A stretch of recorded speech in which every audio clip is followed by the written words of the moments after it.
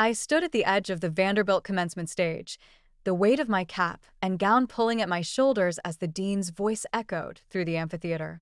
Rachel Harper, Bachelor of Arts in Communications. The applause rolled in like thunder, and I couldn't help but grin, my chest swelling with a pride I hadn't known I could feel. For years of late nights, caffeine-fueled papers, and dodging Nashville's unpredictable storms had led to this. I scanned the crowd, spotting my parents in the third row, Dad's silver hair catching the sunlight, Mom's smile tight but present. They'd driven up from Brentwood for this, and for once, I felt like I'd given them something to brag about at their country club dinners. The drive back to Brentwood that evening was quiet, the hum of Dad's Lexus blending with a soft twang of WSM radio. I leaned my head against the window, watching the blur of green hills and manicured estates flicker by. Graduation had left me buoyant, like I'd finally shed some invisible weight, but there was an edge to it, a nagging itch I couldn't name. Maybe it was the future looming ahead, all sharp corners and unanswered questions. Or maybe it was just the way Mom kept glancing at Dad, her fingers twisting the pearls at her neck like she was winding up for something. The Harper house sat at the end of a cul-de-sac, a sprawling two-story colonial with ivy creeping up the brick like it was staking a claim. Inside, the air smelled of rosemary and roasted lamb, Mom's go-to for special occasions. The dining room was already set, the long mahogany table gleaming under the chandelier, each place marked with linen napkins folded into perfect triangles. It was a scene straight out of a magazine, but it felt staged, like we were actors waiting for our cues. Dad took his seat at the head, his posture stiff as always, while Mom bustled in with a tray of crystal glasses, her heels clicking against the hardwood. "Rachel, honey, sit," she said, her voice bright but brittle, like glass about to crack. "We're so proud of you. Aren't we, Tom?" Dad grunted, loosening his tie. "Damn right. First Harper to graduate Vanderbilt. That's something." His eyes met mine, and for a moment, I saw a flicker of warmth, or maybe I just wanted to. He'd built Harper Realty from nothing, a scrappy kid from East Nashville turned Brentwood kingpin. I'd inherited his drive, or so he liked to say, but I wasn't sure I wanted the crown that came with it. I slid into my chair, the leather creaking under me, and reached for the wine Mom poured. The room was too quiet, the kind of silence that presses against your eardrums. Outside, cicadas screamed into the dusk, but in here, it was all clinking forks and polite murmurs. I took a sip, letting the dry red burn down my throat, and tried to shake the unease creeping up my spine.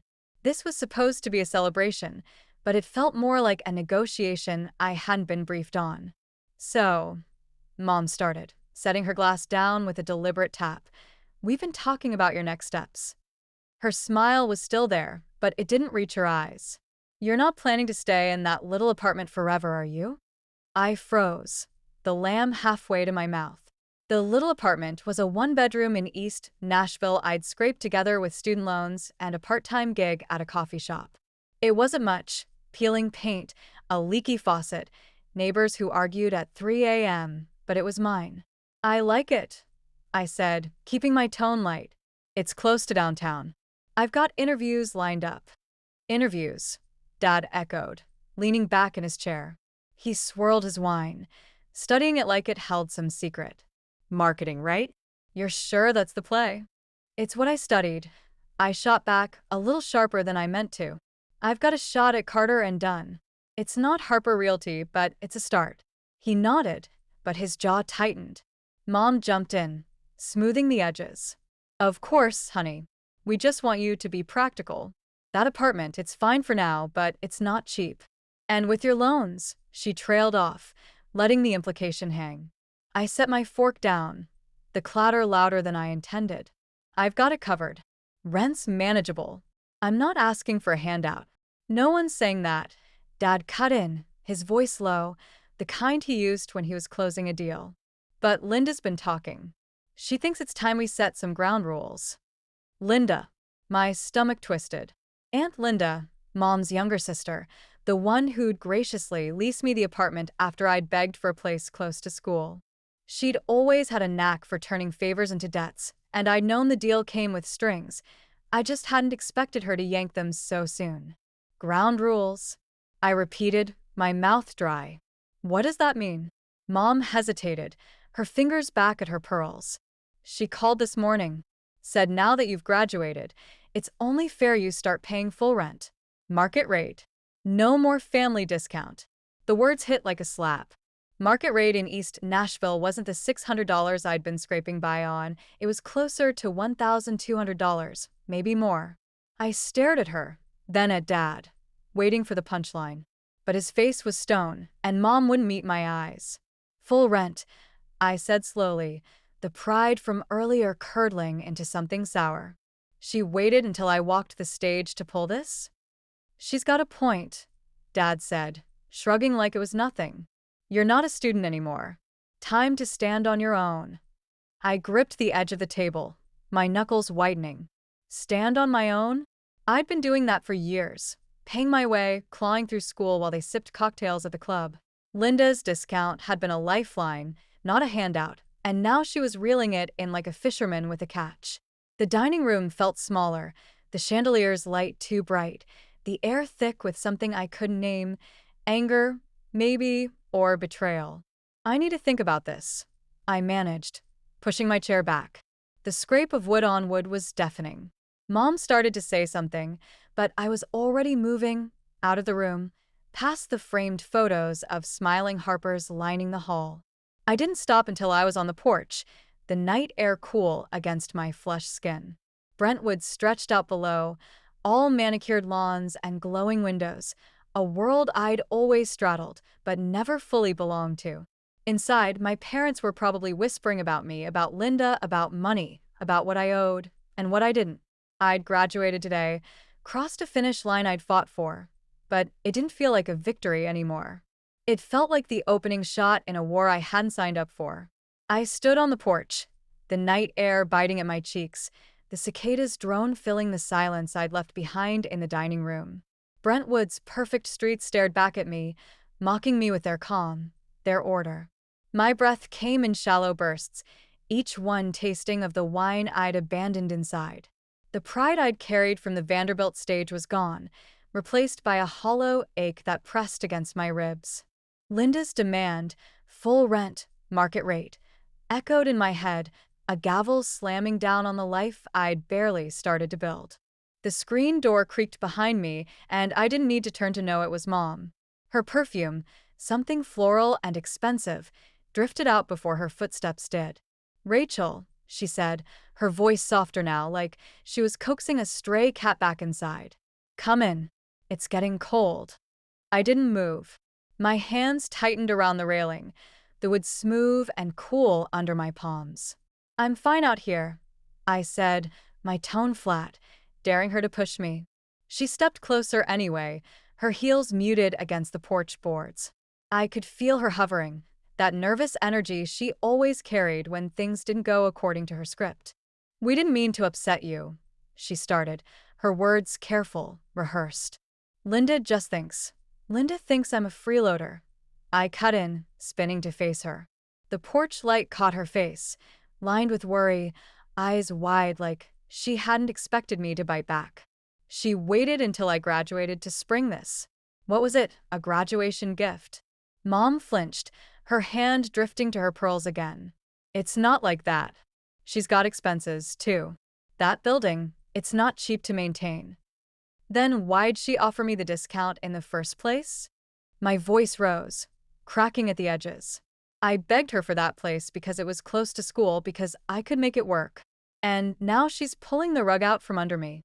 "She didn't plan it this way," Mom said, but the lie hung thin between us. "Linda planned everything, every favor, every smile, every dollar she could squeeze from someone else. I'd seen it growing up, the way she'd swoop into family gatherings with her polished laugh and sharp eyes, always angling for something. I just never thought I'd be the target." I turned back to the street, my gaze landing on Dad's Lexus parked in the driveway, its sleek lines glinting under the moonlight. Inside, he was probably still at the table, sipping his wine, waiting for this to blow over. He'd built his empire on deals like this, hardball tactics dressed up as fairness. Maybe Linda had learned from him. Maybe they all had. The kitchen light spilled out through the window behind us, casting long shadows across the porch. I could hear the faint clink of dishes, someone cleaning up, moving on. But I couldn't move. My mind spun, replaying Mom's words, Dad's shrug, the casual way they delivered the blow. Full rent. Market rate. $1,200 a month, maybe more, when I'd budgeted every penny around six. My interviews with Carter and Dunn were a lifeline, but even if I landed the job, the starting pay wouldn't stretch that far. Not with loans, not with bills. I can't afford it, I said finally, the admission bitter on my tongue. You know that. Mom sighed, stepping beside me, her shoulder brushing mine. We can help. Just until you're on your feet. I laughed, short and sharp, the sound swallowed by the night. Help? Like Linda helped me? No, thanks. I'll figure it out. Rachel, she started, but I was already moving down the steps, my sneakers hitting the gravel with a crunch that felt final. The air was thicker out here, heavy with humidity and the faint tang of cut grass. I didn't know where I was going, just away. Away from the house, from the weight of their expectations, from the betrayal that burned hotter with every step. I ended up in the backyard, the expanse of green stretching out toward the tree line, a remnant of the old Brentwood Dad refused to pave over. The patio furniture sat empty, the wrought iron table gleaming faintly under the stars. I dropped into a chair, my legs shaky, my hands trembling as I dug my phone out of my pocket. The screen lit up, texts from friends still buzzing about graduation, a photo of me in my cap and gown. I stared at it, at the girl grinning like she had it all figured out. She didn't know what was coming. I scrolled to Linda's number, my thumb hovering over the call button. Part of me wanted to scream at her, demand answers. Why now? Why me? But the smarter part, the part Dad had drilled into me, knew better. She'd have excuses ready, a smile in her voice as she twisted the knife. No, I wouldn't give her the satisfaction. Instead, I pulled up the calculator app, punching in numbers with a fury I couldn't voice.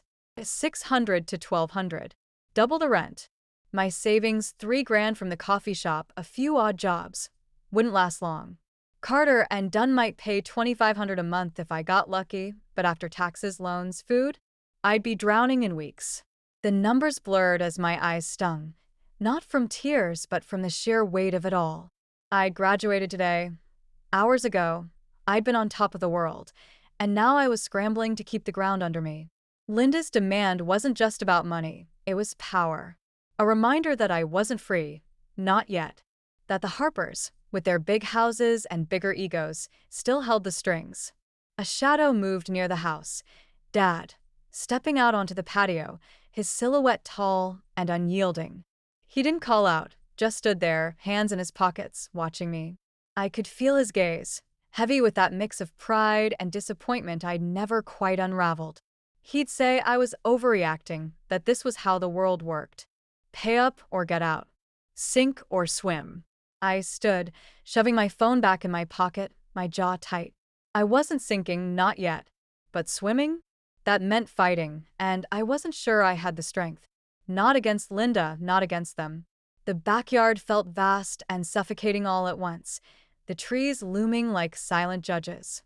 I turned toward the house, my steps slow, deliberate, each one a promise to myself.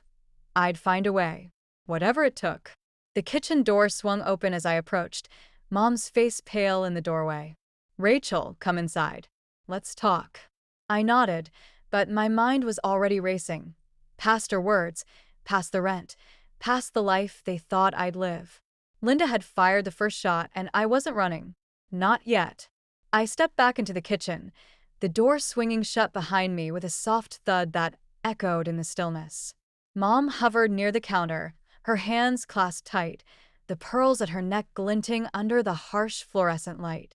The air smelled faintly of dish soap and the lamb we'd barely touched, a reminder of the celebration that had soured hours ago. My sneakers squeaked against the tile, the sound grating in the quiet, and I avoided her gaze, brushing past her toward the hallway. Rachel, she said again, her voice a fragile thread. Please. Let's figure this out together. I stopped, my back to her, my fingers curling into fists at my sides. Figure out together. The words rang hollow, a platitude from a woman who'd sat silent while Linda's demand landed, like a brick, through my window. I need to get back, I said, keeping my tone even, though it took everything in me not to snap. I've got things to do. She didn't argue, just let out a sigh that carried years of unspoken tension. I grabbed my keys from the hall table, the jangle loud in the muted house, and headed for my car, a beat-up Corolla that had survived 4 years of Nashville traffic. The drive back to East Nashville was a blur, the Brentwood mansions fading into the rear view as the city's jagged edges took over, graffiti-streaked walls, neon signs flickering outside dive bars, the hum of life that didn't sleep. My apartment waited at the end of it, a squat brick building on a street that smelled of fried onions and exhaust. Inside, the place was a mess, textbooks stacked on the coffee table, a half-empty coffee mug on the counter, graduation cards strewn across the couch. I dropped my keys on the rickety dining table, the wood scarred from years of tenants before me, and sank into a chair. The clock on the wall ticked past midnight, its hands relentless. My phone buzzed, another congratulatory text from a friend, but I ignored it, pulling my laptop from my bag instead. The screen flared to life, casting a blue glow across the dim room, and I opened a job board, my fingers trembling as they hovered over the keys. Linda's words, market rate, full rent, looped in my head, a taunt I couldn't shake. $1,200 a month. Double what I'd been paying, a number that mocked my careful budget, my fragile plans. I'd pinned everything on Carter and Dunn, the marketing firm I'd interviewed with last week. The office had been all glass and steel, perched on the edge of downtown, the kind of place that screamed ambition. The HR woman, sharp suit, sharper smile, had nodded at my resume, said they'd call soon. Soon wasn't soon enough now. I scrolled through listings: social media coordinator, copywriter, PR assistant. Each one demanded experience I didn't have, or offered pay that wouldn't cover the rent hike. My eyes burned, the screen blurring as frustration clawed up my throat. I'd graduated today, and already I was scrambling, chasing shadows while Linda sat smug in her Brentwood condo, counting her profits. The thought lit a fire in me, hot and reckless, and I typed faster, clicking through tabs, desperation edging out reason. The apartment pressed in around me, its flaws sharper in the quiet. The cracks snaking up the wall, the faucet dripping into the sink, the faint thump of music from the unit next door. I'd loved this place once, its gritty charm, its distance from the polished world I'd grown up in. Now it felt like a trap, every corner whispering Linda's victory. I imagined her voice, smooth and syrupy. "It's just business, Rachel. You understand." No, I didn't. I understood betrayal, though its taste bitter and familiar, like the coffee I'd downed to get through finals. A listing caught my eye: junior marketing associate, Carter and Dunn, immediate start. My heart stuttered. It was the same role I'd interviewed for, reposted tonight. I clicked, scanning the details: $2,600 a month, benefits after 90 days. Not enough to breathe easy, but enough to fight with. I opened my email, drafting a follow-up to HR, my fingers flying over the keys. "Dear Ms. Callahan, I wanted to reiterate my enthusiasm." The words felt stiff, hollow, but I kept going, pouring every ounce of charm I could muster into pixels on a screen. Halfway through, my phone rang, the screen lighting up with Sophie's name. My cousin, Linda's daughter, all blonde hair and big plans, the golden child who'd never had to scrape for anything. I hesitated, then answered, bracing myself. "Ratch." "Oh my God. Congrats again." Her voice was bright, too loud for the hour, like she hadn't noticed the world shifting under me. "Did you have fun at Aunt Ellen's?" "Yeah," I lied, leaning back in my chair, the wood creaking under me. "It was great. What's up?" She laughed, a sound that grated against my raw nerves. "Just checking in. Mom told me about the rent thing. Sucks, right? But you'll figure it out. You always do." The casualness of it, the way she tossed it off like a minor inconvenience, hit me like a punch. "Did she tell you she's doubling it?" I asked, my voice tight, testing her. A pause, then a quick, "Oh, wow, really? That's intense." No shock, no outrage. She knew. Of course she did. Sophie and Linda were a unit, always had been, plotting their moves over brunches I was never invited to. "Yeah, intense," I echoed, bitterness seeping in. "I'll manage." "You will," she said, oblivious or pretending to be. "Hey, I've got news. Ethan and I are coming by tomorrow. We need to talk about the apartment." I froze, my grip tightening on the phone. "What about it?" Another laugh, lighter this time. "You'll see. It's big. Night, Ratch." The line went dead, leaving me staring at the screen, a cold knot forming in my gut. Ethan, her boyfriend, all charm and no spine, paired with Sophie's big news didn't bode well. I set the phone down, my hands shaking, and turned back to the laptop. The email to Carter and Dunn stared back, half finished, a lifeline I couldn't afford to fumble. I forced myself to keep typing, each word a defiance against the chaos closing in. The faucet dripped louder now, a steady plink-plink that matched the pounding in my chest. Outside, a car horn blared, then faded, swallowed by the city's restless hum. I glanced around the apartment, my apartment for now, and felt the walls shift, the space shrinking as Linda's shadow loomed larger. Pride from this morning was a distant memory, replaced by a jagged mix of shock and betrayal, a wound I couldn't bandage. I hit send on the email, the whoosh of it cutting through the silence, and leaned back, staring at the ceiling. Sophie's call, Linda's demand, the rent. They were pieces of a puzzle I didn't want to solve, but I had no choice. The fight was here, whether I was ready or not, and failure wasn't an option. Not yet. The next morning, I woke to the buzz of my phone skittering across the table, the sound sharp and insistent against the quiet of my apartment. My head throbbed, a dull ache from too little sleep and too much adrenaline, and the clock glared 7:14 a.m. in red digits. I grabbed the phone, squinting at the screen. Carter and Dunn. My heart lurched, a jolt of hope cutting through the fog. The email was short, crisp, the kind of corporate efficiency I'd prayed for. "Rachel Harper, we're pleased to offer you the position of Junior Marketing Associate. Start date, March 3rd. Please confirm by noon." I sat up, the chair creaking beneath me, and read it again, then a third time, letting the words sink in. $2,600 a month. A lifeline, thin but real, something to anchor me against Linda's tidal wave. I typed a reply. "Thrilled to accept. Thank you." My fingers clumsy with relief, and hit send before I could second-guess myself. For a moment, the apartment didn't feel so small, the cracked walls less oppressive. I'd done it. I'd clawed my way into a job, a foothold in a world that kept trying to shove me out. But the victory was short-lived. The faucet's drip broke the silence, a reminder of the rent doubling over my head, and Sophie's cryptic call from last night gnawed at the edges of my mind. "Big news," she'd said, her voice all sugar and smugness.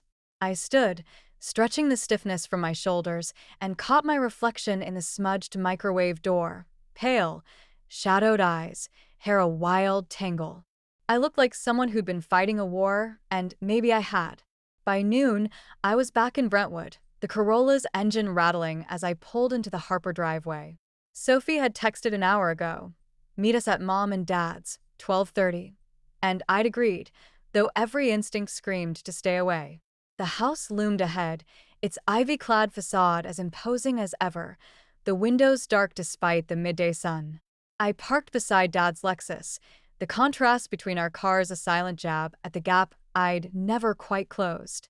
My sneakers crunched on the gravel as I stepped out, the air thick with the scent of magnolias and something heavier, tension, maybe, or dread. Inside, the foyer was cool and dim, the hardwood gleaming under a chandelier that hadn't been lit since Christmas. Voices drifted from the living room, Mom's soft murmur, Dad's low rumble, and Sophie's laugh, bright and cutting. I paused, my hand on the banister, the weight of the job offer still warm in my chest but fragile, like it could shatter under whatever waited ahead. I squared my shoulders and walked in. The scene hit me like a tableau from a play I hadn't rehearsed for. Dad sat in his leather armchair, a tumbler of bourbon in hand despite the hour, his tie loosened like he'd just come from a deal gone sour. Mom perched on the sofa's edge, her hands folded tight in her lap, her smile a thin, nervous line. And there, sprawled across the cushions like she owned the place, was Sophie, blonde hair spilling over her shoulders, one hand resting on her stomach in a way that screamed intent. Ethan hovered behind her, all lanky limbs and awkward grins, his polo shirt wrinkled like he'd slept in it. "Ratch," Sophie chirped, sitting up, her eyes glinting with something I couldn't name. "You made it. Good timing." I nodded, staying near the doorway, my keys still clutched in my hand like a weapon. "What's this about?" My voice came out steady, but my pulse wasn't, racing, tripping over itself as I scanned their faces. Dad wouldn't meet my eyes. Mom's fingers twitched. Sophie just smiled wider. "Well," she said, drawing it out, her hand patting her stomach now, deliberate and slow, "Ethan and I have some news. We're having a baby." The room tilted. My grip on the keys tightened, the metal biting into my palm. "A baby? Sophie pregnant?" The words landed like punches, each one knocking the air from me. I forced a smile, brittle and fake, and managed. "Congrats. That's big. Isn't it?" She beamed, leaning into Ethan, who nodded like a bobblehead. "We're so excited. And, well, that's why we wanted to talk to you." Here it was. The catch. My stomach twisted, a cold coil of suspicion tightening. "Talk about what?" Sophie glanced at Mom, then back at me, her smile turning sharp at the edges. "The apartment. In East Nashville. We need a place soon, obviously, and since you're, figuring things out, we thought it'd be perfect for us."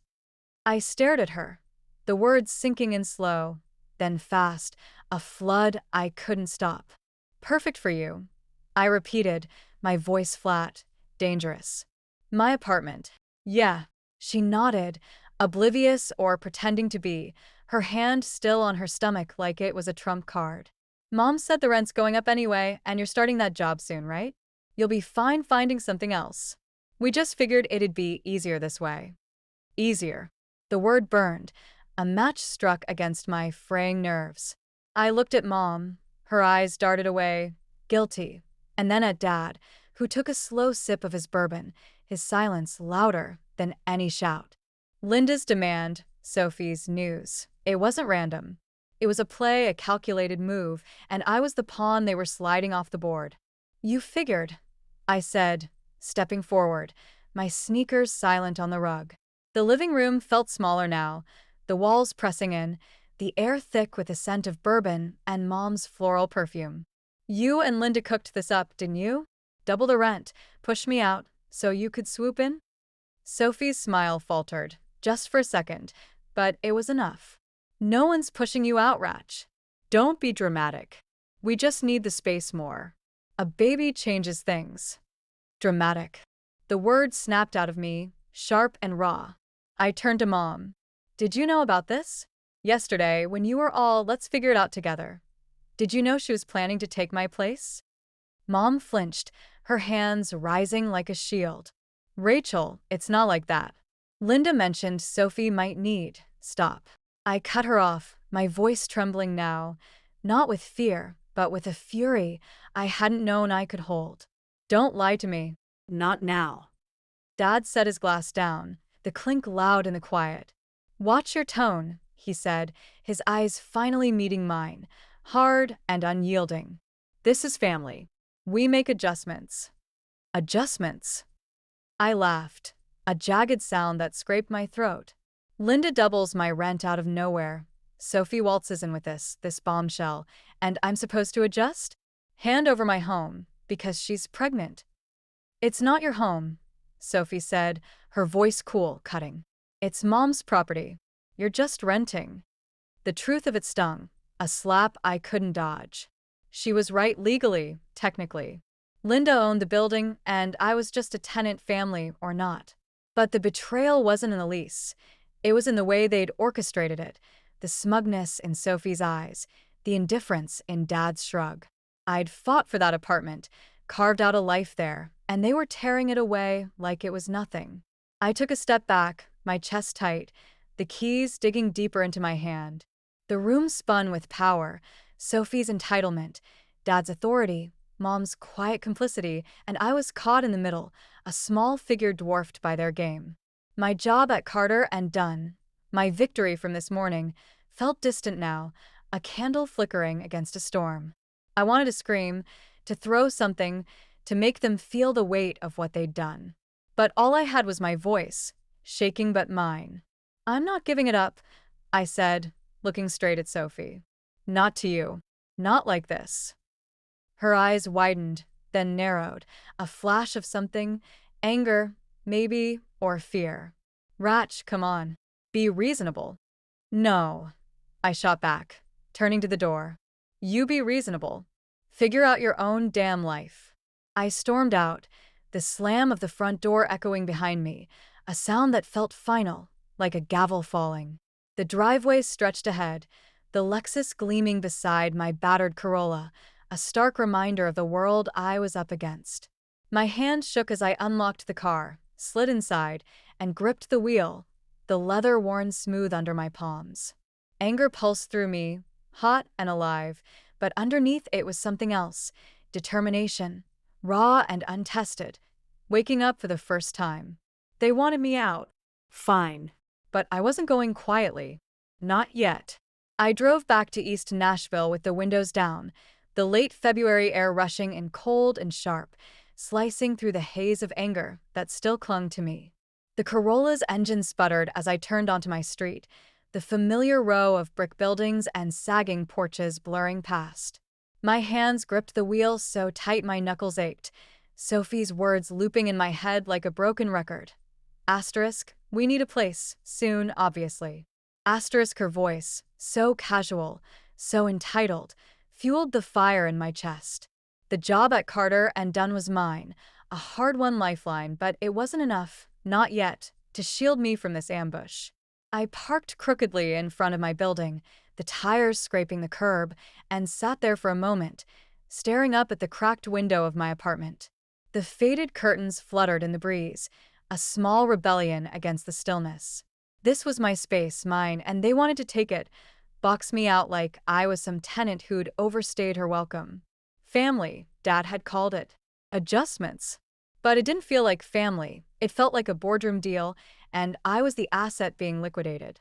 The stairwell smelled of mildew and stale cigarette smoke as I climbed to the second floor, each step heavier than the last. My key stuck in the lock, same as always, and I shoved the door open with my shoulder, the hinges groaning in protest. Inside, the apartment was dim, the afternoon light filtering through the grimy window in weak, gray streaks.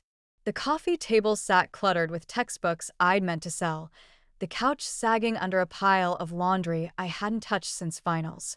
It wasn't much, but it was my mess, my corner of the world, carved out with every late shift and ramen dinner I'd endured. I dropped my keys on the counter, the clatter echoing in the quiet, and stood there, hands on my hips, surveying the wreckage of my life. Packing. That's what it had come to, boxing up 4 years of independence because Sophie had a baby on the way and Linda had a ledger to balance. The thought made my stomach turn, a sick mix of fury and helplessness. I wanted to fight, to dig in my heels, but the numbers didn't lie. $1,200 a month, double what I'd budgeted, and Carter and Dunn's $2,600 wouldn't stretch far enough. Not with loans, not with gas, not with the basics I'd taken for granted. The faucet dripped, a steady plink-plink that grated against my nerves, and I marched over to wrench it shut, the handle cold and slick under my palm. It didn't stop, never did, but the motion felt good, a small defiance against the chaos closing in. I leaned against the sink, the chipped edge digging into my hip, and let my eyes drift to the wall where I'd pinned a photo from freshman year, me and Sophie, arms slung around each other, grinning outside the Ryman Auditorium.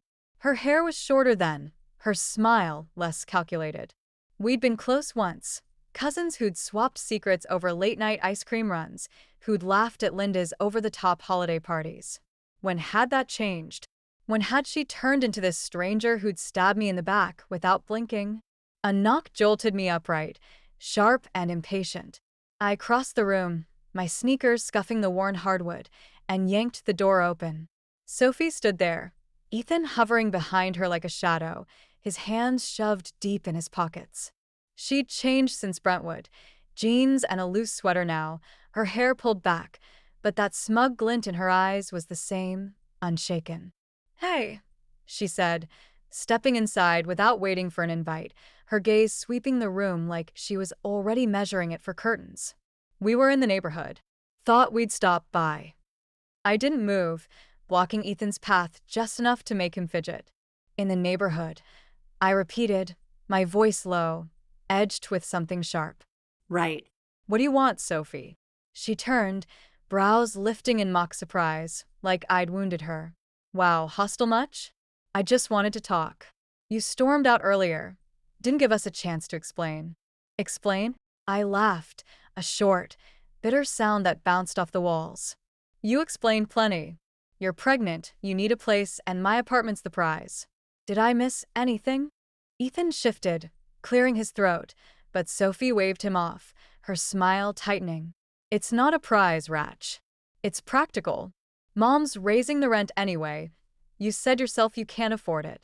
We're doing you a favor, taking it off your hands. A favor." The word tasted like ash. I stepped closer, the air between us crackling, thick with the scent of her lavender shampoo and my unwashed coffee mug. "You think you're saving me?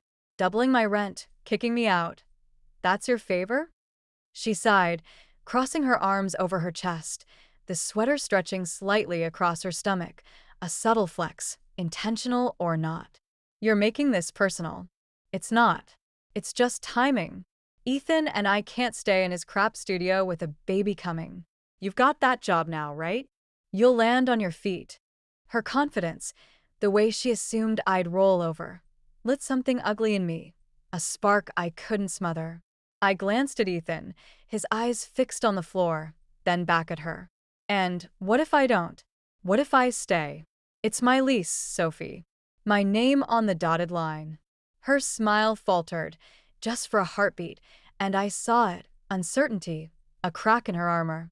"Mom owns the building," she said, her voice cooler now, a warning. "She can end your lease whenever she wants.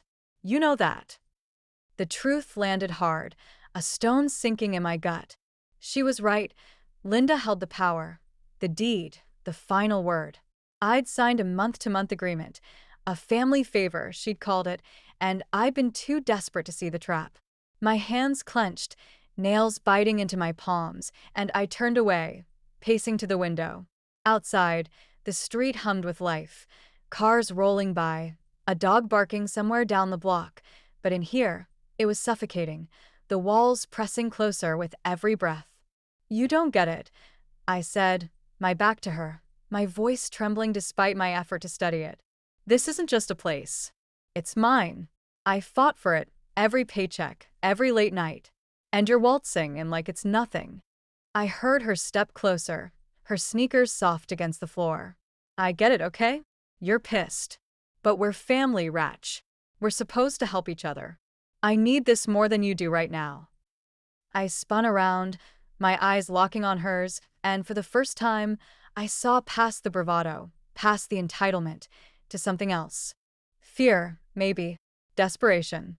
She was 22, same as me, but with a baby on the way and Ethan's shaky grin as her backup plan. Her life was spiraling too, just in a different direction. The realization didn't soften me. It couldn't, but it shifted something, a sliver of understanding I didn't want. "Help each other," I echoed, my tone mocking but quieter now. "Where was that when Linda jacked up the rent?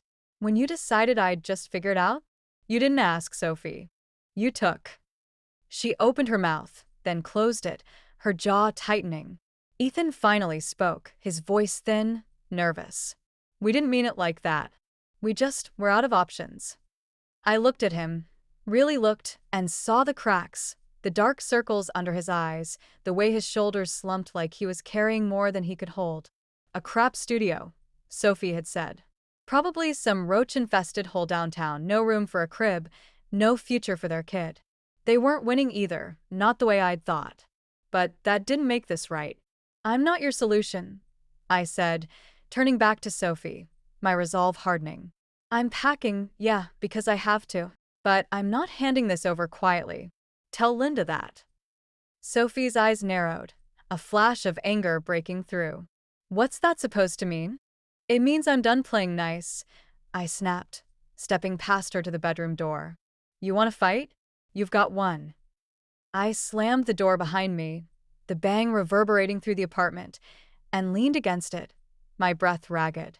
The bedroom was small, cluttered, books on the nightstand, a thrift store lamp flickering in the corner. But it was mine for now. I grabbed a duffel bag from the closet, the zipper catching as I yanked it open, and started tossing clothes inside: jeans, sweaters, the Vanderbilt hoodie I'd worn to shreds. Each item felt like a piece of myself I was refusing to let go, a quiet rebellion against the eviction notice I knew was coming. Through the door, I heard them whispering, Sophie's voice sharp, Ethan's low and pleading, but I didn't care. My phone buzzed on the bed, and I snatched it up, a text from Dad. Asterisk, call me. We need to settle this. Asterisk, I tossed it back down, unanswered. Settle it. Like it was a contract dispute, not my life being upended. The window in here faced the alley, a narrow strip of asphalt littered with trash cans and stray cats. I paused, staring out at it, my reflection faint against the glass. Wild hair, clenched jaw, eyes burning with something new. Determination, yes, but darker too. Revenge, maybe. Justice. Linda had started this, Sophie had pushed it, and I was caught in the crossfire. But I wasn't defenseless. Not anymore. I zipped the bag shut, the sound final, and turned back to the room. Packing was surrender, sure, but it was also strategy. I'd move out, find a cheap room somewhere, bide my time. Carter, and done was my foothold. I'd build from there. And when the moment came, when Linda slipped, when Sophie faltered, I'd be ready. They thought they'd won, but this wasn't over. Not by a long shot. I stood in the bedroom, the duffel bag slung over my shoulder, its weight pulling at me like an anchor I couldn't shake. The air was stale, thick with dust and the faint tang of mildew from the cracked window, and the flickering thrift store lamp cast jagged shadows across the walls. My hands trembled as I gripped the strap, the fabric rough against my palm, every nerve in me buzzing with a mix of fury and something sharper, something that felt like the edge of a cliff I was about to step off. The whispers from the living room had stopped, replaced by the creak of floorboards as Sophie and Ethan retreated, their footsteps fading down the hall. They'd left, but the fight they'd ignited was still burning, a fire I couldn't douse. The apartment was a battlefield now, every corner marked by the war I hadn't seen coming. The sagging couch, the chipped sink, the textbooks I'd never sell, they weren't just things anymore. They were pieces of a life I'd built, a life Linda and Sophie were dismantling with cold precision. I dropped the bag by the door, the thud echoing in the silence, and paced to the window, shoving it open wider. The alley below stared back, grimy asphalt, a stray cat slinking past a dented trash can, the distant wail of a siren cutting through the dusk. Nashville's heartbeat pulsed outside, indifferent to the chaos tearing through me. My phone buzzed again on the bed, Dad, no doubt, with another demand to settle this. I ignored it, letting it vibrate itself into silence. Settle what? The betrayal?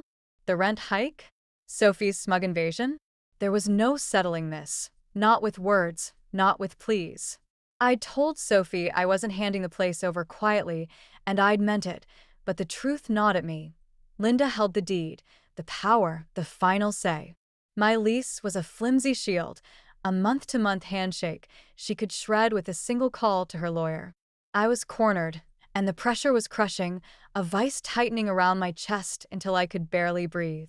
A knock rattled the front door, hard, insistent, not Sophie's casual tap. My stomach dropped, a cold wave washing over me as I crossed the room, each step heavier than the last. I yanked the door open, and there they were, Linda and Tom, my aunt and uncle, standing in the hallway like ghosts I'd summoned by mistake. Linda's face was drawn, her lipstick faded into the lines around her mouth, her blonde hair pulled back, so tight it looked painful. Tom loomed beside her, his broad shoulders slouched, his tie askew like he'd been tugging at it all day. Exhaustion clung to them both, but there was something else too. Desperation, raw and unpolished, a crack in their Brentwood polish I'd never seen before. "Rachel," Linda said, her voice clipped but unsteady, like she was holding herself together with fraying thread. "We need to talk." I didn't move, my hand gripping the doorframe, though it splintered under my fingers. "You've got some nerve showing up here," I said, my tone low, venomous. "What? Sophie wasn't enough. You had to come finish the job yourself?" Linda flinched, just a flicker, but Tom stepped forward, his hands raised like he was calming a spooked horse. "Easy, kiddo," he said, his voice rough, worn thin. "We're not here to fight. Can we come in?" "No," I snapped, stepping into the gap, blocking the threshold. "You don't get to waltz in here like you own the place." "Oh, wait, you do, don't you? Forgot that part." Tom's jaw tightened, but he didn't push. Linda's eyes darted past me, taking in the half-packed chaos of the apartment. The duffel bag, the scattered books, like she was cataloging her victory. "Rachel, please," she said, softer now, almost pleading. "This isn't what you think. We're in a bind." "A bind?" I laughed, the sound harsh, scraping my throat. "You're in a bind? You doubled my rent, Linda. You let Sophie swoop in with her big news to take my home. And now you're here. What? Begging for sympathy?" "It's not like that," Tom cut in, his hands dropping to his sides, fists clenching. "Sophie's pregnant, yeah, but we didn't plan this. She and Ethan, they're drowning. That studio he's got downtown, it's a rat hole. No heat, no space. The baby's due in 6 months, and we're scrambling." I stared at him, the words sinking in slow, heavy. His face was flushed, his eyes bloodshot, and for the first time, I saw the cracks. Tom Harper, the real estate king, reduced to this, pleading in a dingy hallway. Linda shifted beside him, her arms crossed tight over her chest, her gaze flickering between me and the floor. "We thought you'd understand," she said, her voice trembling now, losing its edge. "You've got that job at Carter, and done. You're starting fresh. Sophie, she's got nothing lined up. We just need the apartment for her, just until they're stable." "Stable," I echoed, the word tasting bitter, metallic. "So, I'm supposed to pack up my life, walk away, because Sophie can't get her shit together? That's your plan?" Linda's lips parted, but no sound came out. Tom rubbed a hand over his face, the rasp of stubble loud in the quiet. "We'll cover your deposit somewhere else," he said, his tone desperate, grasping. "A month's rent, too. Just let us have this. For her." The offer hung there, a lifeline dangled in front of me, but it felt like a bribe, like they were buying my surrender. My chest tightened, anger surging hot and fast, but beneath it was something colder, harder, resolve. I looked at Linda, at the woman who'd smiled at me over Thanksgiving dinners, who'd handed me the keys to this place with a wink and a family discount. That woman was gone, replaced by this brittle stranger who'd orchestrated my displacement without a second thought. "No," I said, my voice steady now, cutting through the tension like a blade. "I'm not bailing you out. I'm moving out because I have to, because you've left me no choice. But I'm not paying a dime for Sophie and Ethan to take this place. You want it? You figure it out." Linda's face crumpled, a mix of shock and something like fear flashing across it. "Rachel, you can't." "I can," I interrupted, stepping closer, my sneakers scuffing the threshold. "It's my lease until you end it. I'll be gone by the end of the week, but I'm not covering their rent. That's on you." Tom's shoulders sagged, defeat settling over him like a shroud. "You're making this harder than it needs to be," he muttered, but there was no fight left in it, just exhaustion, a man stretched too thin. "Good," I shot back, my eyes locking on Linda's. "It should be hard. You made it personal when you screwed me over. Now you live with it." The hallway stretched behind them, dim and narrow, the fluorescent light flickering overhead like a dying pulse. Linda's mouth tightened, her hands trembling as she clutched her purse, but she didn't argue. For once, she had nothing to say, no excuses, no syrupy deflections. Tom put a hand on her arm, guiding her back toward the stairs, and I watched them go, their shadows shrinking as they descended, the echo of their steps fading into the building's hum. I slammed the door shut, the bang reverberating through the apartment, and leaned against it, my breath ragged, my pulse pounding in my ears. The room spun, the walls tilting inward, every crack and stain a testament to the fight I'd just waged. I'd won, sort of. They weren't getting my money, not a cent, but the victory was hollow. I was still leaving, still losing the only place I'd ever called my own. The duffel bag sat by my feet, a silent accusation, and beyond it, the bedroom door hung ajar, the lamp still flickering like a heartbeat on its last legs. I slid down the door, my back scraping the chipped paint, and sat there, knees drawn up, hands tangled in my hair. The pressure was unbearable now, a weight pressing down from every angle. Linda's betrayal, Sophie's entitlement, Dad's silence, the job that couldn't save me fast enough. I wanted to scream, to tear the place apart, but all I could do was sit, the floor cold against my legs, the faucets drip a relentless countdown to the end. Outside, the city growled on, oblivious, but in here, it was just me, alone, displaced, furious. I'd refused to pay for Sophie's takeover, drawn a line they couldn't cross, but it wasn't enough. Justice felt distant, revenge a whisper I couldn't yet grasp. My fingers tightened in my hair, pulling until it hurt, and I forced myself to breathe, to think. Carter, and done was Monday. A new start, a thin thread to cling to. I'd move out, find a room, rebuild. And when the time came, when they slipped, I'd be there, ready to strike back. The lamp flickered out, plunging the room into dusk, and I sat in the dark, the weight of it all settling over me like a storm I couldn't outrun. Not yet. The darkness of the apartment swallowed me whole as I sat there, slumped against the door, the cold floor seeping through my jeans into my bones. The lamp's final flicker had left me in a void, the only sound the relentless drip of that damn faucet, each drop a hammer against my skull. My hands were still tangled in my hair, pulling tight, as if the pain could anchor me to something solid when everything else was slipping away. Linda and Tom's retreat down the stairs replayed in my mind, their defeated silhouettes, the way her purse trembled in her grip, his muttered plea fading into the hum of the building. I'd held my ground, refused to bend, but the triumph was ash in my mouth. I was still losing, my home, my footing, my fight, and the weight of it pressed down until I thought I'd crack. My phone buzzed again, skittering across the hardwood, where I'd left it on the bed. I ignored it, too raw to face Dad's inevitable lecture or Sophie's whining follow-up. The air was thick, stale with dust and the faint sourness of unwashed dishes, and I forced myself to stand, my legs shaky as I shuffled to the bedroom. The duffel bag gaped open by the door, half-packed with clothes I'd thrown in a fury, and I kicked it aside, the thud dull against the chaos in my head. I needed air, space, something to stop the walls from closing in, but all I had was this crumbling box and the storm raging inside me. I grabbed my laptop from the nightstand, the screen flaring to life with a harsh blue glare that stung my eyes. My inbox loaded, Carter and Dunn's offer still sat there, a lifeline I clung to, but beneath it was a new email, timestamped 10 minutes ago. Sophie. The subject line was blank, and my gut twisted, a cold knot of dread tightening as I clicked it open.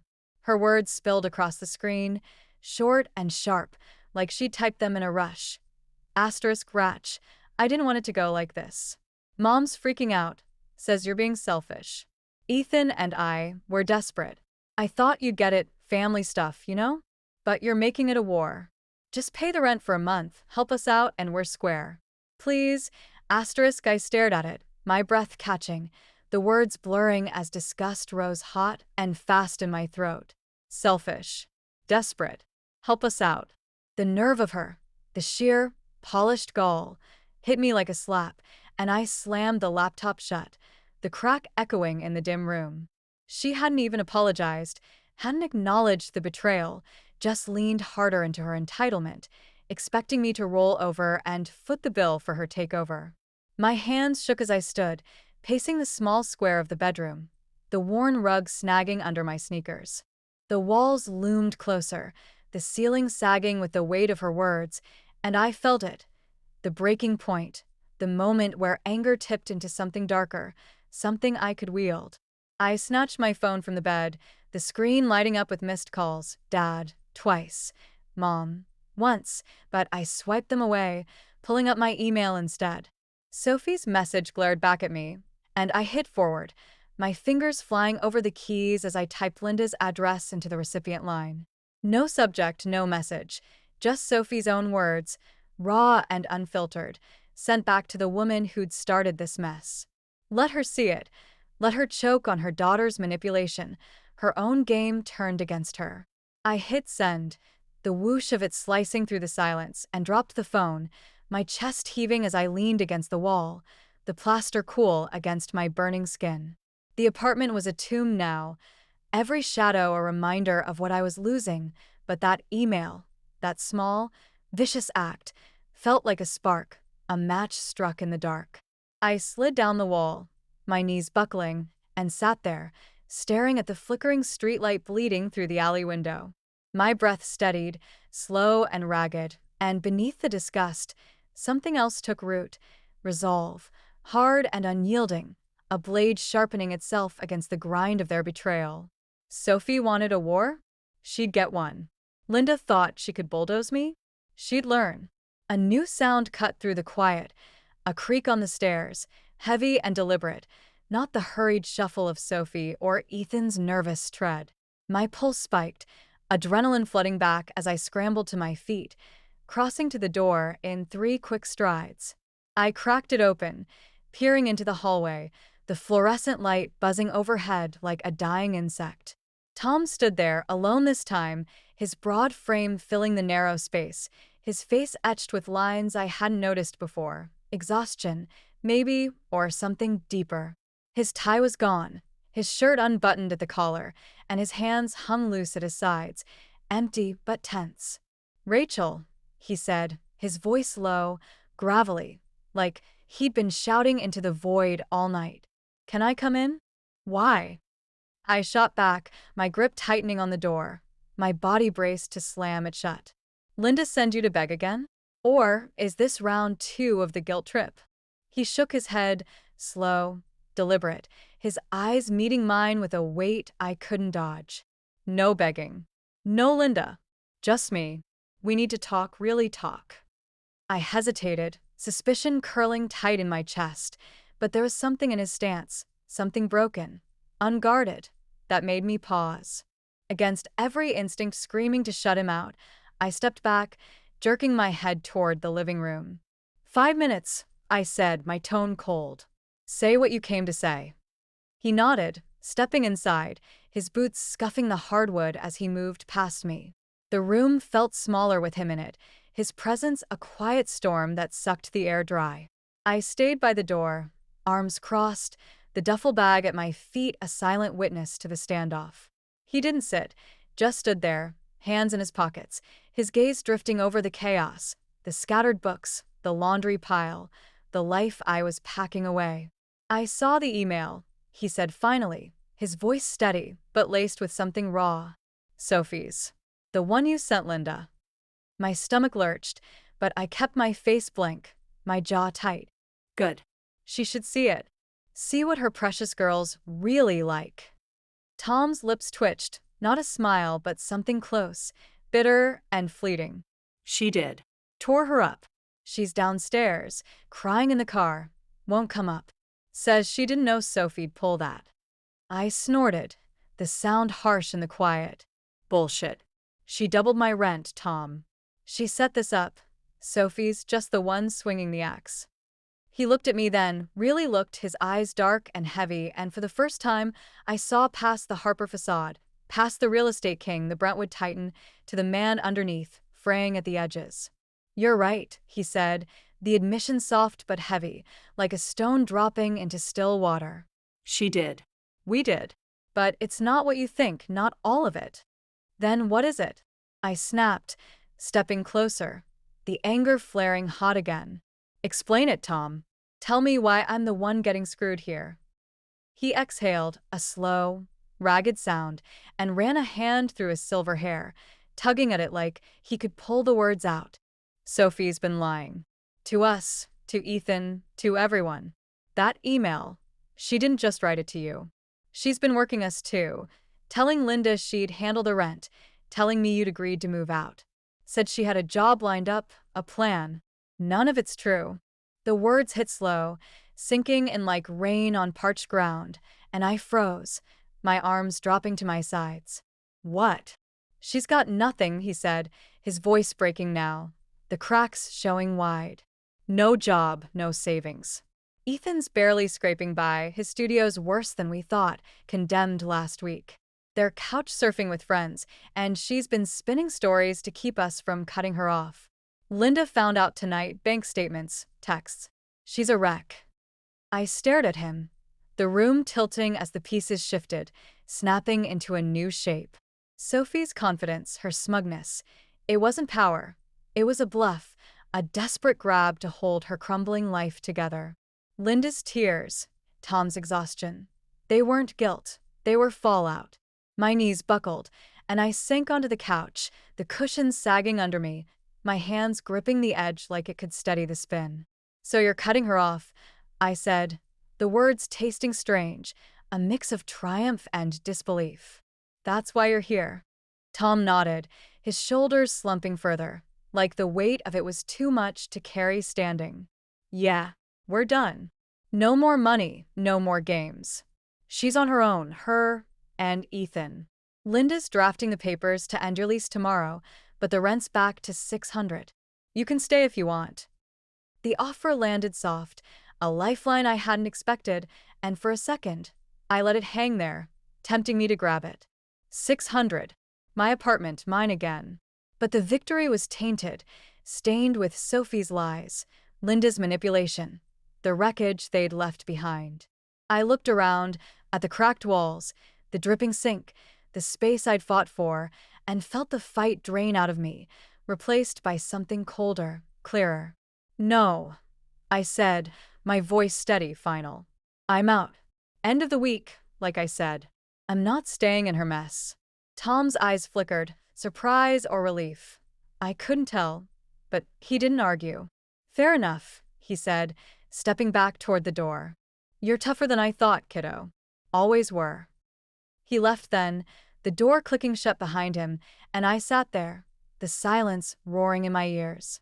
The apartment stretched around me, empty now, a battlefield I'd survived but didn't want to claim. Sophie was cut off, Linda broken, Tom humbled, and me? I was free, maybe, but scarred, the cost of it carved deep. I stood, grabbing the duffel bag, and started packing again, each shirt a step towards something new, something mine. The storm wasn't over. Not yet, but I'd weathered the worst of it. And that was enough. The air in my new room was sharp with the scent of fresh paint and cardboard, a stark contrast to the mildew and dust I'd left behind in East Nashville. It was Saturday, March 1st, 2 days before my start at Carter and Dunn, and I stood in the middle of a cramped studio on the edge of Germantown, surrounded by unpacked boxes and a mattress still wrapped in plastic. The walls were bare, a sterile white that glared under the single overhead bulb, and the window overlooked a narrow street where cars rumbled past, their headlights slicing through the dusk. It wasn't much, a downgrade in space, a slight uptick in rent at $750, but it was mine, free of Linda's strings, Sophie's shadow, and the weight of their betrayal. I'd clawed it out of the wreckage, and that made it feel like a palace, even with the faint hum of the neighbor's TV seeping through the thin walls. I'd spent the morning hauling boxes up the rickety stairs, my arms aching from the strain, my breath fogging in the late winter chill. The landlord, a gruff guy named Hank with a beard like steel wool, had handed me the keys with a grunt and a warning about the temperamental radiator. It rattled now in the corner, spitting heat in uneven bursts, but I didn't care. I was out. Done. The lease on the old place had ended yesterday, Linda's signature scrawled on the termination papers Tom had dropped off, and I'd walked away, without looking back. Sophie and Ethan were on their own, scrambling in the mess they'd made, and I was here, bruised, battered, but standing. My birthday was tomorrow, 23 years old, and I'd planned a quiet night in, pizza, a cheap bottle of wine, maybe a call to a friend who wouldn't ask too many questions. The last week had hollowed me out, left me raw and restless, and I wanted nothing more than to sit in this empty space and let the silence settle over me like a bomb. I knelt by a box labeled kitchen, ripping the tape with a satisfying tear, and started unpacking. A chipped mug from Vanderbilt, a dented pot, a handful of mismatched forks. Each item felt like a small victory, a piece of myself reclaimed from the chaos. The doorbell buzzed, a harsh, grating sound that jolted me upright, my pulse spiking with a reflex of suspicion. I wasn't expecting anyone. No one knew I'd moved yet, not even Mom, who'd left a tentative voicemail I hadn't returned. Wiping my hands on my jeans, I crossed to the intercom, the linoleum cool under my socks, and pressed the button. Yeah, delivery. A bored voice crackled back. Harper. I frowned, hesitating, then buzzed him up. The stairwell echoed with heavy steps, and a moment later, a lanky kid in a courier jacket stood at my door, a flat, rectangular package tucked under his arm. Rachel Harper? He asked, barely glancing up from his clipboard. That's me, I said, my voice tight, suspicion curling in my gut. He thrust the package at me, light, wrapped in brown paper, no return address, and shoved the clipboard forward. I scrawled my name, the pen shaking slightly in my hand, and he was gone, boots thudding back down the stairs before I could ask questions. I shut the door, the lock clicking into place, and stood there, staring at the package in my hands. It was thin, about the size of a book, the edges taped with precision that felt deliberate, almost formal. My stomach twisted, a mix of dread and curiosity, and I carried it to the mattress, sinking onto the plastic with a crinkle that broke the room's quiet. The paper tore easily under my fingers, revealing a silver photo frame, its surface polished to a mirror shine, reflecting the bulb's glare back at me. Inside it was a picture from graduation, me on the Vanderbilt stage, mid-stride, cap tassel swinging, a grin splitting my face. The memory stung. Pride turned sour by everything that followed, but it was the note taped to the glass that stopped me cold. Asterisk Rachel, we're sorry. We should have fought for you. Happy birthday. Love, Mom and Dad. Asterisk the words blurred as my eyes burned, not with tears but with a rush of something I couldn't name, anger, maybe, or relief, or some jagged mix of both. I set the frame down, my hands trembling, and leaned back against the wall, the plaster cold through my sweater. Sorry. They were sorry. After the silence, the shrugs, the way they'd let Linda and Sophie carve me up, they thought a frame and a note could stitch it back together. Part of me wanted to hurl it across the room, watch the glass shatter against the radiator, but I didn't. I just sat there, staring at it, the silver glinting like a promise I wasn't sure I could trust. The radiator clanked, a sudden burst of heat warming the air, and I let out a shaky breath, my fingers tracing the frame's edge. It was beautiful, expensive probably, the kind of thing Mom would have picked out at some Brentwood boutique. An apology, sure, but also a gesture, a crack in the wall they'd built between us. I thought of Dad's bourbon-heavy silence, Mom's nervous pearls, the way they'd stood by while my world crumbled. They hadn't fought then, but this was something. Not enough, not yet, but a start I hadn't expected. My phone buzzed on the floor, pulling me out of the spiral, and I grabbed it, half expecting another guilt-laden text from Mom. It was Sophie. My thumb hovered over the screen, dread pooling in my chest, but I opened it anyway. Asterisk K. Ethan and I are at his mom's place now. It's hell. She's got rules for everything, watches us like hawks. No money from Mom and Dad anymore. Just wanted you to know. Sorry it got so messed up. Asterisk I stared at the words, my breath catching, a bitter laugh bubbling up before I could stop it. Ethan's mom, Mrs. Callahan, a widow with a spine of steel and a house full of crosses, had always terrified me at family gatherings, her sharp eyes cutting through bullshit like a blade. Sophie and Ethan, free spirits with no plan, stuck under her roof? It was poetic, almost justice served up cold, without me lifting a finger. The sorry at the end felt flimsy, a scrap tossed my way, but it was more than I'd gotten from her before. Disgust still simmered, hot and familiar, but it was fading, edged out by a grim satisfaction I hadn't earned but couldn't deny. I didn't reply. Not yet. Instead, I stood, setting the frame on a box by the window, the photo catching the streetlight's glow.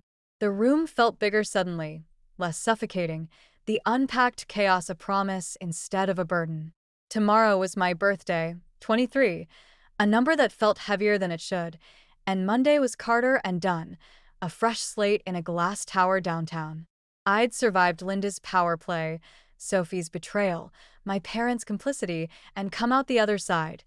Not whole, not yet, but tougher, sharper, ready for whatever came next. I grabbed the wine from the counter, a $7 Merlot from the corner store, and poured it into the chipped Vanderbilt mug, the red catching the light like blood. Standing by the window, I took a sip, the taste sharp and warm, and watched the street below, a couple arguing by a parked car, a stray dog nosing through trash, the city's pulse steady and unrelenting. The radiator hummed, the neighbor's TV droned, and I felt it, a cautious optimism, fragile but real, blooming in the cracks of everything I'd lost. They tried to break me, Linda with her ledger, Sophie with her lies, my parents with their silence, and they'd failed. I was still here, still standing, with a job, a roof, and a fight in me I hadn't known I had. The frame glinted beside me, a quiet apology I'd accept on my terms, not theirs. Sophie was trapped, Linda humbled, and I was free, scarred, sure, but free. The wine burned chatter my throat, and I smiled, small and fierce, into the night. This wasn't the end, just the beginning, and I'd be damned if I let them forget it.